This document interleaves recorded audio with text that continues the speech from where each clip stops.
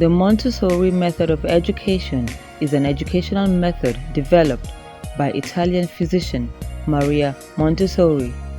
It views children as naturally eager to learn new skills, acquire knowledge, and children are also capable of initiating learning in a well-prepared environment. Inspired by this idea, Kokab Farouk, a Pakistani living here in Abuja, Nigeria, to teach children how to learn from an unconventional method of teaching.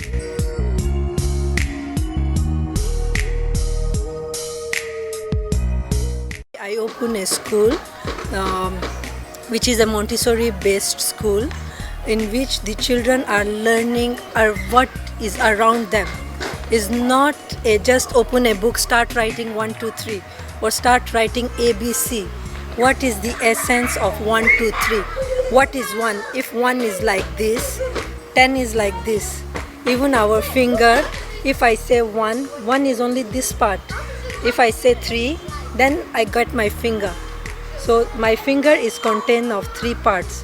So 1 is small, 3 is big. So children, they don't just know the concept to write 10, they know the place value of what actually 10 is. They just don't say it. Same with English language, they don't just make the words, they know the phonetics of that word.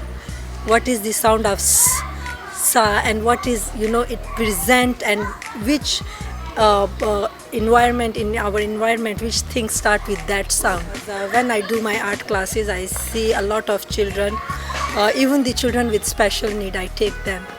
I have seen that they are growing better, they are learning better when we integrate art in their curriculum or we start teaching them art, the learning skill enhance. Let's see, this is something like Da Vinci learning. You learn with your environment around you. You don't just learn for learning. That one will not give you a big base. Montessori discourages some known methods of teaching or measures of achievements, such as grades and tests. The founder developed her theories towards teaching children to learn with their environments. And today, we were lucky to see the children learn outdoors on their task of making string arts.